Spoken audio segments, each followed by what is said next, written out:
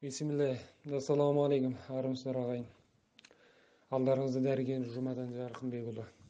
Өткен лекцияларымызда созылмалы ұйқы безі қабыну ауруы туралы, сосын тағы бір тәтеміздің өтінішіне сай ұйқы безіндегі қатерлі ісік туралы тоқталған едік. Енді осының жалғасы созылмалы ұйқы безі қабыну жағдайындағы пациенттерде қалай тамақтануға болады, әрі қандай бір тағамдық рецепттерді үй жағдайында қолдануға болады. Бүгін соның төңірегінде әңгіме өрбітсек, иншалла. Енді созылмалы ұйқы безі қабыну ауруы ең басты себептері көбінесе өт жолдары ауруы, сонымен қатар арақ, спирттік, алкогольдық ішімдіктерді көбірек тұтынған жағдайда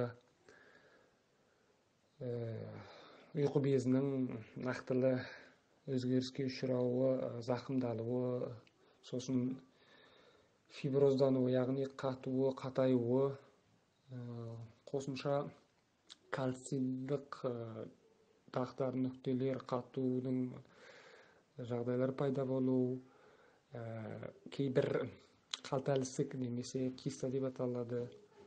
Нәтижесінде ұйқы безі аралығындағы клетчаткалардың кемеюі, сонымен қатар бүрісуі.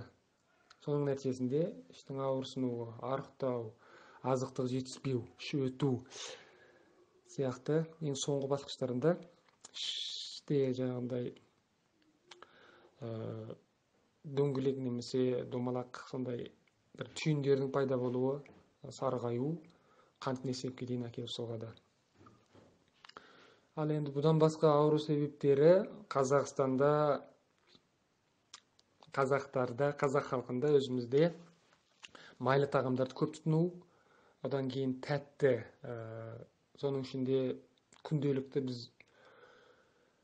елімізде қантты көп тұтынылады, оның да өзіндік бір әсері бар осы ауруға. Содан кейін көпіршікті газдалған ішімдіктерді, соның ішінде кока-кола көп тұтынылады.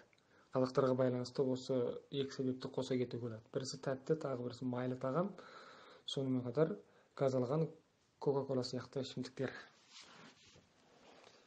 Ал енді бұның ауру белгілерін айтып, бір қадар тоқталдық, тағы да қосымшалап толықтырған болдық. Енді осы созылмалы ұйқы безі қабынуына еміне келсек, үй жағдайындағы тағамдық теңшеулер өте маңызды. Ең біріншісі, арақты мүлдем тастау керек, төмен майлылықтар тағамдарға өту керек. Енді бұл сол ауру себебінің ең басында тұратын осы екі себеп. Өйткені осы себептер кетпейінше бұл ауру созылып қайталана береді. Ең соңында ас қорытудың жаңағы мүлдем нашарлауына әкеліп соғады. Сондықтан да майлы ет, майлы палау, майлы мәнті деген сияқты қысқасы майлы тағамдармен қатысты тағамдардың барлығын деліктер азайту керек. Арақты мүлдем қою керек, тастау керек. Орнына майлылық құрамы төмен тағамдарға көшу керек. Бұл біріншісі. Екіншісі, азықтық құрамы мол, одан кейін қосымша ұйқы безінің ферменттік қосымшалық препараттарын қолдану керек. Енді бұл созылмалы ұйқы безі қабынуда іштің кебуі, іштің ауырсынуы, қайталана береді, іш өту. Содан кейін сол нәтижесінде кейбір тағамдарды жегісі келсе де жегеннен қорқады. Нәтижесінде ас қорыту нашарлай береді, адам арықтай береді, қоректіктің жетіспеушілігі арта береді. Сондықтан да қоректікті күшейту қалпына келуді тегі бір маңызды жол болып саналады. Егерде ұйқы безінің сыртқы бөліп шығару қызметі өте үлкен бір закымдалууга учурамаса, онда сутекти косулуштарды, одан кийин белоктук тагамдарды тутунууга арине болот. Эгерде ферменттик бөлүнүп чыгуу закымга учураса, онда уйку безинин ферменттик препараттарын кошумча колдонуу керек. Сосын витамин А, витамин Д, витамин Е, витамин К сынды витаминдерди толуктоо керек. Буларды эгерде кем болсо, кол аяктын тартылуу, булчук этте жансыздануу, денеде кан чыгуудун бир белгилери көрүлө баштайт. Үчүнчүсү, аз тамактануу, көп ирет тамактануу, тамактын мөлчөрү аз болуу, вактылы мөлчөрдө тамактануу. Ар тамактын өзүнүн убагында ритмине тамактануу, өтө катты тоюп, асырып жеүүдөн сактануу, өйткөнү ол уйку безинин кызметин арттырып жиберет. Күнүнө 4-5 мезгил тамактануу немесе 6 мезгилге чейин көбөйтүүгө болот. Көп ирет аз мөлчөрдө тамактануу. Төртүнчүсү, суюк шалаң, иштик кептирмейтин, аз газ пайда кылатын тагамдар тутунуу. Туз көп болмау керек. Титиркендиргич, ачты тамактарды, мисалга өтө кышкыл, өтө ачты, өтө катты тагамдар, коюу шай, кофе сыяктуу. Сонун катары абаны көбөйтүп жиберетін газды асырып жиберетін, мисалга лобо, андан кийин ар түрлүү буршактар деген сыяктуу пияздар бар. Сону азыраак түшүнүү керек, өйткөнү улар адамдын ичинде газды көп пайда кылат. Аба көбөйгөндөн кийин иштин кейбүү күчөйүп кетет. Бешинчиси, курмаш тагамдарды азайтуу керек. Орнуна көп дымделген, сууда пишкен, бууда пиширилген тамактарды молайтуу керек. Алтынчысы, көңүл күйдү көтөрүңкү ұстау керек.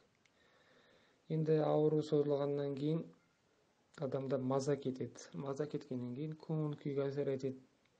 Энди бул осулай жалгасып кайталана берсе, ол энди адамда оптимизм болгандан кийин ми кыртысында ааруга каршы, ааруду күчөйтүп жиберетін сондай токсиндардын бөлүнүп чыгуунун натыйжасында ауруу аскына берет.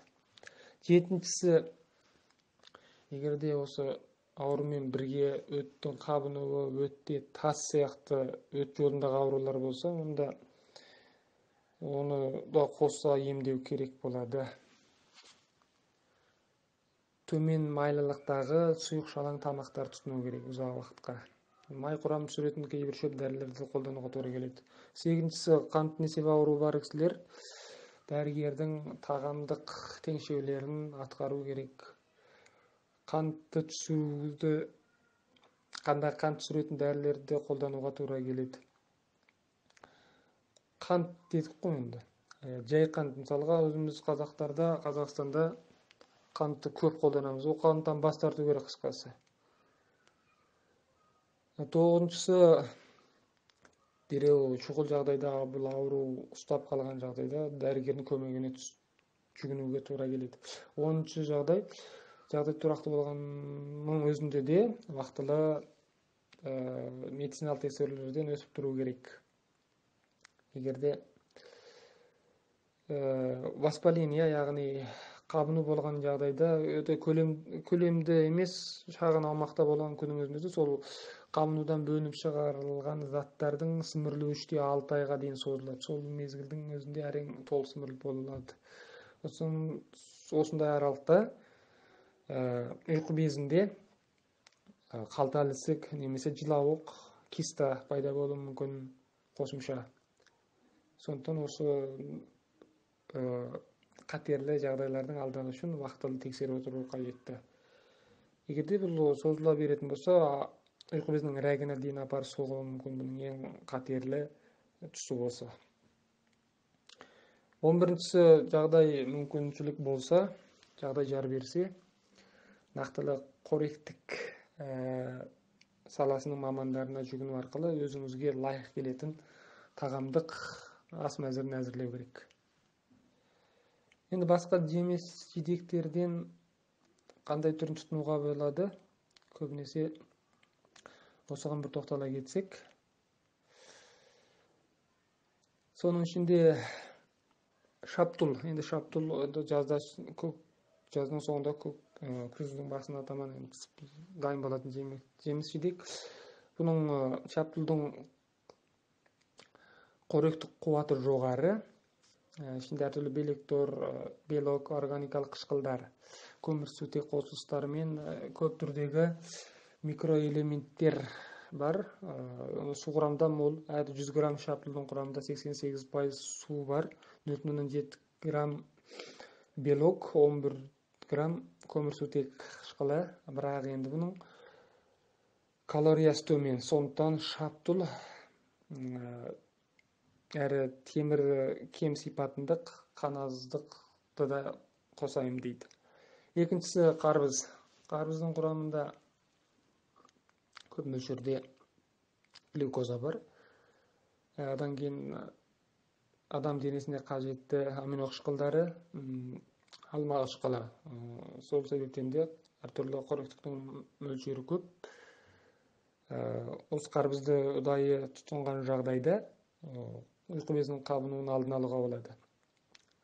Сонымен қатар осы қарбыздың құрамында холестерин мен май болмағандықтан, сіз енді уайымдамасаңыз да болады, холестерин немесе майым көбейіп кетеді деп. Сондықтан да бұл жоғары қан қысымы, жүрек, қан тамыр аурулары бар кісілерде қолданса жақсы әсер етеді. Үшіншісі алма. An apple a day keep illness away. Қазақша айтқанда бір күніне бір алма аурудан алыс бол деген сөз. Бұл да бекер айтылмаған. Ішіндегі әртүрлі минерал элементтер адам денесіне оңай сіңіріледі. Сондықтан да осы ұйқы без қабынуы бар ауруларға өте жақсы тағамдық ем болып табылады. Бұл да алманың құрамында жеміс желімі бар. Ол да сол холестериннің зат алмасын күшейтеді. Адам денесі холестерин мөлшерін төмендетеді. Енді сонымен қатар қазір енді елімізде, бүкіл әлемде коронавирус таралатқаны байланысты ол енді өкпеге әсер ететін ауру болғандықтан бұл көбірек алма тұтыну қосымша осы өкпенің қызметін жақсартады. Бір шалмамен 2 қоян атқан боласыз, былайша айтқанда. Нақтылы бір тағамдық рецептерді айта келсек, осы ұйқы безінің қабынуына арналған біріншісі соның беже қауыны қосылған қойдың жуан ішегі дымдеп дайындалатын тағам. Бір беже қауынын дайындайсыз. Лайықты мөлшерде қойдың жуан ішегін жуып тазалағаннан кейін бежені аршып, одан кейін жуып аршып, сосын ұсақтап туралған бежені сол жаңа тазартылған шектің ішіне саласыз, 2 басын түйесіз. Былайша айтқанда енді сосын суға салып, су болғанда суды құясыз, жаңағы ыдысқа немесе күреге. Бұғаннан кейін үстіне аралығына бір тосақ тосатындай қылып суға дүмдейсіз. Пысқаннан кейін, әбден пысқаннан кейін тұтынсаңыз болады. Судың баяғы буына дүмдеп пісірасыз.